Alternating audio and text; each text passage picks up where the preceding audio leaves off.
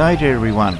Well, it's a foggy, frosty, mid-winter's morning and I've arrived back at the farm where I've been coming to on and off for a few years now to do some more detecting with my Minelab Equinox 800. The last time I was here I found a few coins over there in that direction, so that's where I'll be starting off today and see how I go from there on. Going on the finds I've made in the past, I think this place has still got some secrets that need to be revealed, so that's why I keep coming back here. Hurry up, son, and get up a bit. It's cold out here. Meanwhile, here's today's first find, a button. I'm sure it'll be the first of many.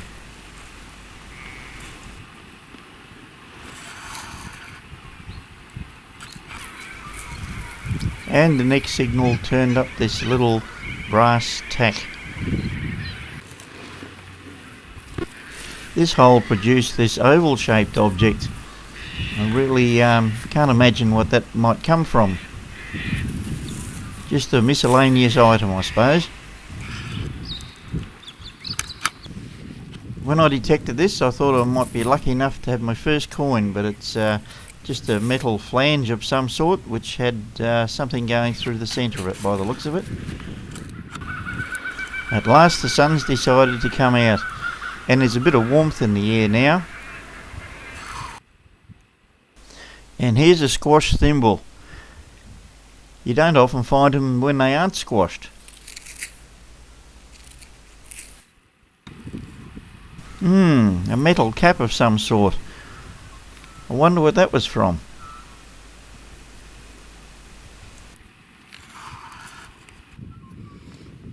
Here's a big old rusty object. I reckon it might have been a wedge to split wood apart, I think.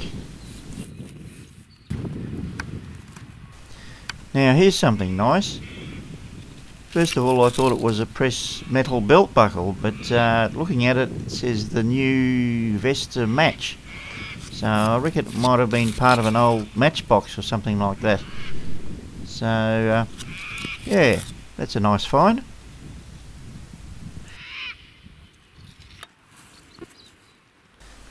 Great signal here, and I reckon I might have found my first coin, and it's silver too.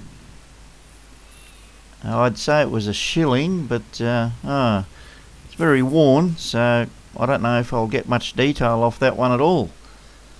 Oh well, they seem to be like that sometimes.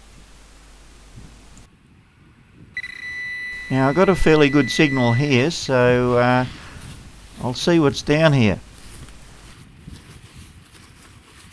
And yeah, it's only a big old rusty handmade nail. I'm finding the Equinox is picking some of these up as a good target, usually in the 15 to 16 range.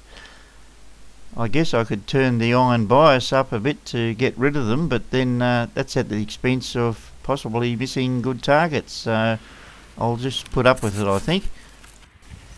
Now this is all easy digging sandy damp soil around here, but over there I found quite a few stones in that hole, and with the concentration of targets around here I reckon there may have been a building just in this area. And there's some good numbers on the screen here.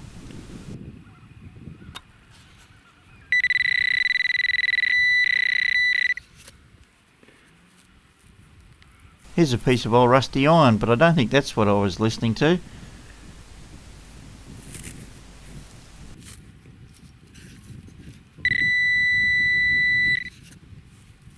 Something in here, I reckon. Yes. And it's a musket ball. And next up, here's a big old button. It looks like one of those hunting buttons. It's got a picture of a dog or a fox or something on it. It's just such a pity it's been bent so much. I don't know how that would have come about. Swinging the coil slow and low is the way to go around here, as I'm getting so many targets that it's hard to pick the good ones out from the chirpy and broken ones that I'm getting all the time. This might be a good spot for a smaller coil. Any rounded shaped iron objects give you a good signal with the detector. And here's a typical example of that, a big old rusty iron buckle. And here's yet another squash thimble, second for the day. Now here's something nice. This is half a belt buckle, as I found similar items in the past. This has got an anchor and flag on it. And here's a brace buckle. Always a fairly common find on this site. Got a great signal here, and I'll see what's in this lump of dirt. There's something here, alright. That's interesting.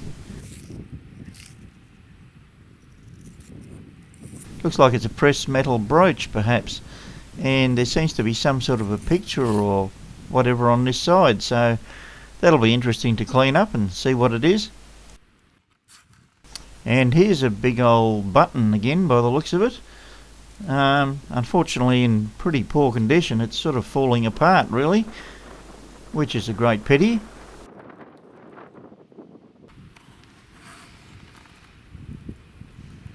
And yes, here's the second coin for the day. It looks like an Australian halfpenny. Dated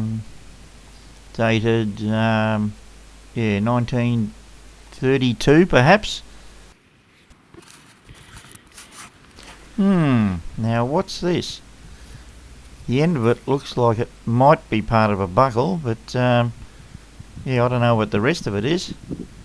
I suppose I'll just have to clean it up and see when I get home, I suppose. Here's another interesting looking item. W. Mills patent. I think I found one of these here before. I don't really know what it could have been from, but that's another nice find from here. This just flicked onto the ground as I was digging this clod out, and I'd say it was probably a brooch. Yeah. And the good items just keep coming out of here. And here's another brace buckle. A different design than the other one I found before though. And deep in the shadows at the bottom of this hole, here's an old spoon. Anyhow, during the afternoon I'd finished detecting in that area where I was earlier, and I sort of moved up to another area just to see if I could find anything. And it's turned out a beautiful sunny day here today after the cold start. Now after a fair while I dug up this item, which is covered in a thick layer of crud. It only came up as a 14 on the Equinox, which is sort of where buttons are, so whether it's a button with the shank rusted off or whether there could be a coin under there, I'm not sure. Now I'm going to do something a bit different and just pause the hunt for now and do the end bit later on. And now we'll go to a review of today's best finds. And first up, I'll put these in the category of miscellaneous items. Here's the mark stamped on the back of the spoon. I looked on the internet to try and find out what they are, but there's so many different ones that my mind got frazzled, and perhaps there's someone out there that could enlighten me about them. And of course, lots of buttons from today. Today's 4 musket balls. And a selection of thimbles and brace buckles from today. Now onto the more interesting items. This says Alex S. Stocker on it. The new Vesta Match patentee. This is a very attractive design, and I found one of these on the internet, and it's dated from about 1900, and it was from a box that held matches. I also did an internet search for W. Mills, which is William Mills. He was an English inventor. He invented lots of things, including aluminium golf clubs and hand grenades during World War I. So I don't think this would tie in with any of those, and it's got a bit of a knob at the bottom of it, so what it was from I don't really know. I reckon this would have been part of a belt buckle, and it's got an animal on it. First of all, I thought it looked like a cow, but it's got a big bushy tail, so what animal it's supposed to be I'm not really sure. What a pity this button is in such poor and broken condition, as I could just make out a standing figure pointing a gun, so it was obviously a hunting button, but I can't really make out anything else that's on it. But this hunting button's in much better condition. This was badly bent, but I flattened it out the best I can, and it's got a picture of a dog or a fox jumping over some grass, so yeah, that's a nice button. And on the back it looks like some sort of coat of arms. I can sort of make out a unicorn and a lion with a crown in between.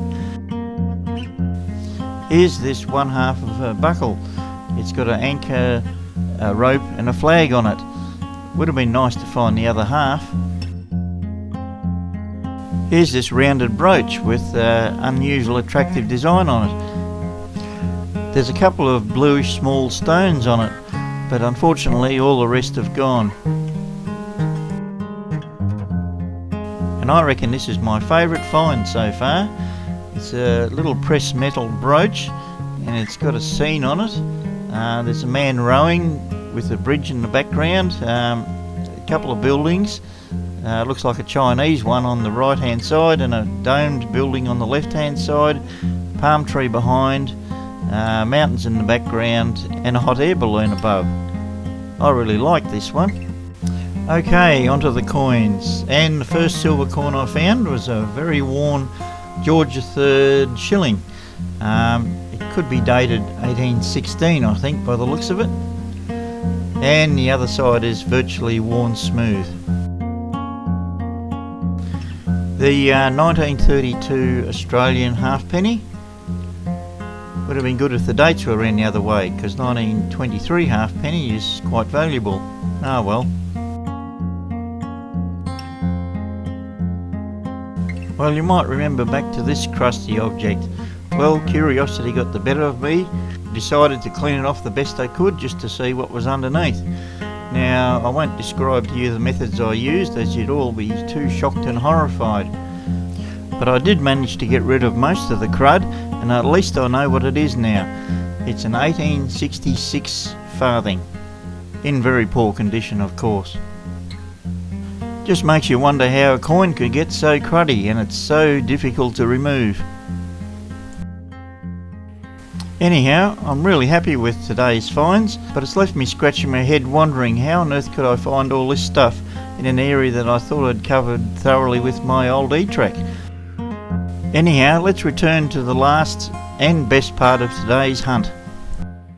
Oh, well, the afternoon was getting on. It was time for me to leave. So I was heading back towards the ute, just swinging my coil, and I just dug a button, and took another step, got a great signal. Lo and behold, I looked down and I reckon I see a coin down there. At first glance I thought it might be an old halfpenny.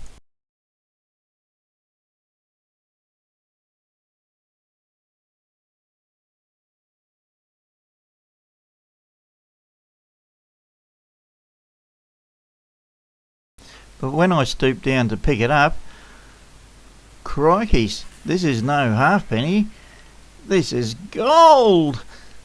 Wow! In my hand I'm holding a beautiful gold coin.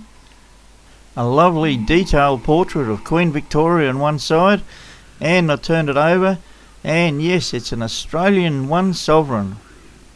This is the second sovereign I found at this site. A couple of years ago I found an 1830 English sovereign. What a brilliant way to finish off the day.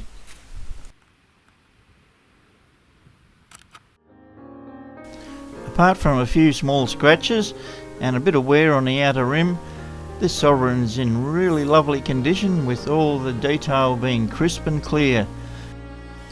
It's dated 1863, and this portrait is actually a quite unique Australian design, as the wreath around Queen Victoria's head is Banksia leaves.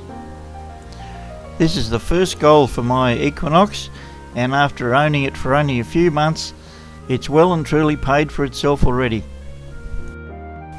And while there's no doubt that this beautiful sovereign is the star of today's show, I'm also really happy with all the other finds I made today as well. Yeah, I've had a really great day, a day that I'll remember for a long time to come. And there's no doubt that I'll be returning to that site fairly soon again. Okay, well that's about all for now. Thanks for watching, and until next time, I'll say goodbye.